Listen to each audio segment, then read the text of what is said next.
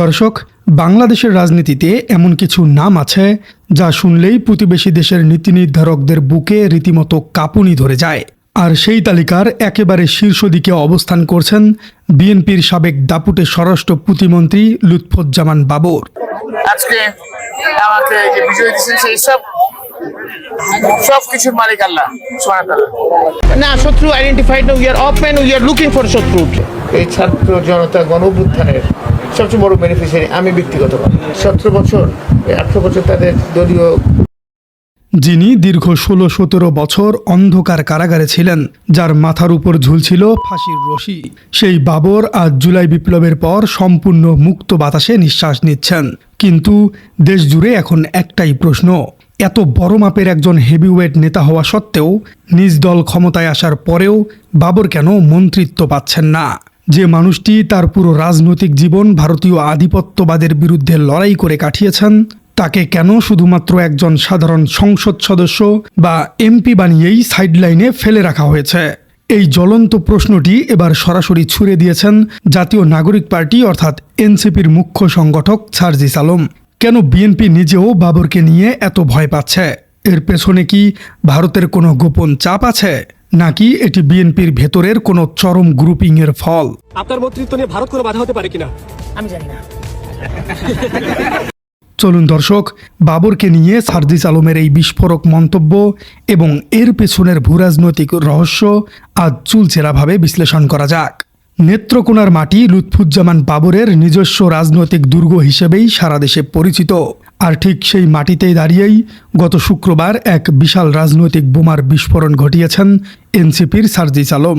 নেত্রকোনা পৌরসভায় আয়োজিত জুলাই পদযাত্রা এবং পথসভায় তিনি উপস্থিত লাখো জনতার সামনে বাবরের প্রসঙ্গটি তুলে ধরেন। তিনি অত্যন্ত স্পষ্ট ভাষায় ক্ষমতাসীন বিএনপিকে সতর্ক করে দিয়ে বলেন, বাবরের মতো পরীক্ষিত নেতাদের অবিলম্বে মূল্যায়ন করুন, যারা বছরের পর বছর ধরে জাতীয় আধিপত্যবাদের বিরুদ্ধে লড়াই করেছেন, কথা বলেছেন এবং মজলুম নির্যাতনের শিকার হয়েছেন। তাদের কোনোভাবেই অবমূল্যায়ন করা উচিত নয়। তার এই বক্তব্য মুহূর্তের মধ্যেই পুরো দেশের রাজনৈতিক অঙ্গনে একটি বিশাল আলোড়ন সৃষ্টি করেছে। মৃত্যুর খুব কাছাকাছি থেকে ফিরে আসা একজন মানুষের উপলব্ধি ঠিক কেমন হয়? আমি এক কথাই বারবারই বলবো, মহারাবুল আলামিন আল্লাহ সুবহানাহু ওয়া তাআলা আজকে আমাকে যে বিজয় দিচ্ছেন সেই সব কিছুর মালিক আল্লাহ সুবহানাহু ওয়া তাআলা। পুরো দেশে লাখ লাখ কোটি কোটি শুকর আদায় করছি।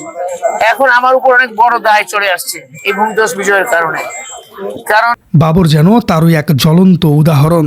বিগত পতিত স্বৈরাচারী শেখ হাসিনা আমলে বাবরকে একের পর এক সাজানো মামলায় সর্বোচ্চ দণ্ড দেয়া হয়েছিল। সার্জিস আলম তার বক্তব্যে স্মরণ করিয়ে দেন, বাবর দীর্ঘ 16 থেকে 17 বছর কারাগারে ছিলেন এবং তিনি একজন সর্বোচ্চ সাজাপ্রাপ্ত আসামিও ছিলেন। কিন্তু গতকাল খোদ বাবর নিজেই এক অনুষ্ঠানে দাঁড়িয়ে অত্যন্ত সৎসাহসের সাথে একটি ঐতিহাসিক সত্য স্বীকার করেছেন। বাবর বলেছেন, জুলাই ছাত্র গণ অভ্যুত্থানের সবচেয়ে বড় সুবিধাভোগী হলাম আমি নিজেই।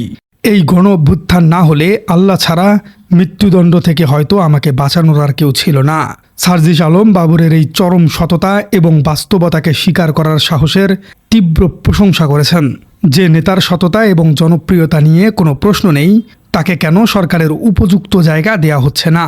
সার্জিস আলম সরাসরি বিএনপির শীর্ষ নেতাদের দিকে আঙ্গুল তুলে এই প্রশ্নটি করেছেন। তিনি বলেন, যে মানুষগুলো আজীবন ভারতীয় আধিপত্যবাদের বিরুদ্ধে লড়াই করে জুলুমের শিকার হয়েছেন, তাদের আজ মন্ত্রী হবার কথা ছিল, তাদের সেই জায়গাটি দেয়া হচ্ছে না। বাবরকে শুধুমাত্র একজন এমপি বানিয়ে রেখে এক ধরনের রাজনৈতিক অপমান করা হচ্ছে। এর মধ্য দিয়ে সাধারণ মানুষ খুব সহজেই বুঝতে পারছে যে যারা আজীবন ভারতের চোখে চোখ রেখে কথা বলেছেন, তাদের অত্যন্ত সুকৌশলে ধীরে ধীরে ছাইড করে দেয়া হচ্ছে। কিন্তু কেন? বিএনপির এই নীরবতা বুঝতে হলে আমাদের একটু পেছনের ইতিহাসের দিকে ফিরে তাকাতে হবে। লুৎফুজ্জামান বাবর শুধু একজন সাধারণ মন্ত্রী ছিলেন না, তিনি ছিলেন ভারতের রয়ের সাউথ ব্লকের সবচেয়ে বড় মাথা ব্যথার কারণ। তার আমলেই এই আলোচিত 10 ট্রাক অস্ত্রের বিশাল চালান ধরা পড়েছিল, যা নাকি ভারতের বিচ্ছিন্নতাবাদী গোষ্ঠী অর্থাৎ উলফার কাছে যাবার কথা ছিল বলে ভারত নিজেই সে সময় দাবি করেছিল।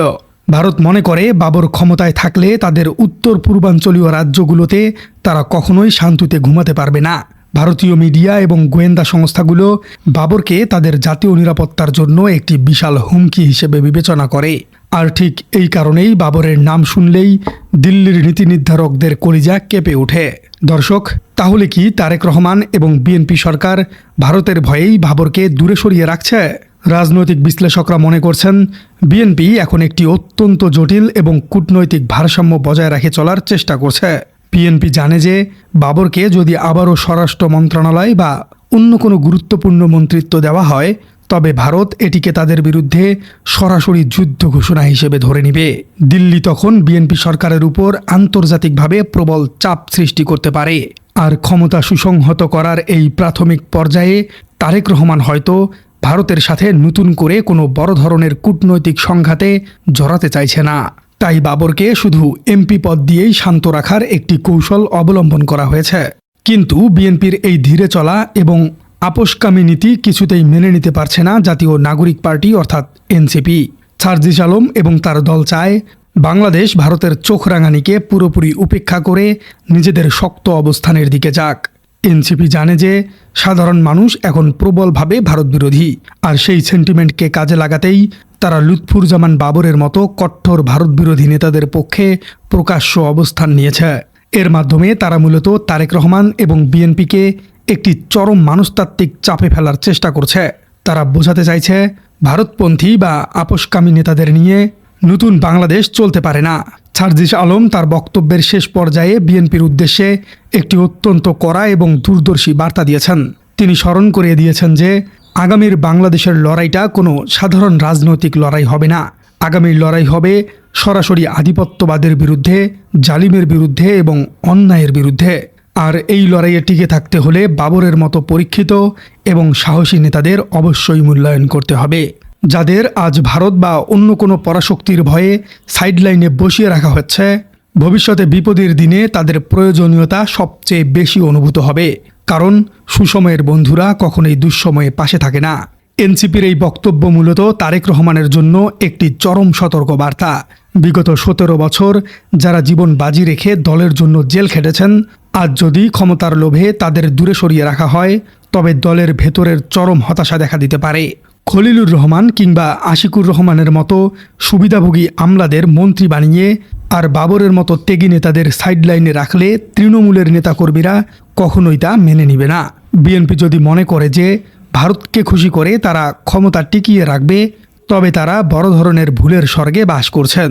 কারণ জুলাই অভ্যুত্থানের পর দেশের তরুণ প্রজন্ম কোনো আপোষকামী সরকারকে এক মুহূর্তের জন্যও বরদাস্ত করবে না। লুৎফুজ্জামান বাবর হয়তো এখন শুধু একজন সংসদ সদস্য, কিন্তু তার যে বিশাল রাজনৈতিক ওজন এবং জনসমর্থন রয়েছে তা কোনো মন্ত্রী পরিষদের পদ দিয়ে পরিমাপ করা সম্ভব নয়। এনসিপি এবং সার্জিস আলম আজ যেই ইস্যুটি সামনে নিয়ে এসেছেন তা আগামী দিনে বিএনপির অভ্যন্তরীণ রাজনীতিতে একটি বিশাল প্রভাব ফেলতে বাধ্য। তারেক রহমানকে এখন সিদ্ধান্ত নিতে হবে, তিনি কি ভারতের ভয়ে পরীক্ষিত নেতাদের দূরে সরিয়ে রাখবেন, নাকি সাহসের সাথে তাদের উপযুক্ত সম্মান ফিরিয়ে দিবেন। দর্শক, সার্জিস আলমের এই বিস্ফোরক দাবিকে আপনি কিভাবে দেখছেন? লুৎফুজ্জামান বাবরের মতো একজন কট্টর ভারত বিরোধী হেভিওয়েট নেতাকে আসলেই কি বর্তমান সরকারের কোনো বড় মন্ত্রী পদে দেওয়া উচিত বলে আপনি মনে করছেন? কমেন্টে জানিয়ে দিন আপনার গুরুত্বপূর্ণ মতামত। আর আমাদের চ্যানেলে নতুন হয়ে থাকলে চ্যানেলটি সাবস্ক্রাইব করে বেল আইকনটি বাজিয়ে দিন। দেখা হচ্ছে পরবর্তী কোনো ভিডিওতে।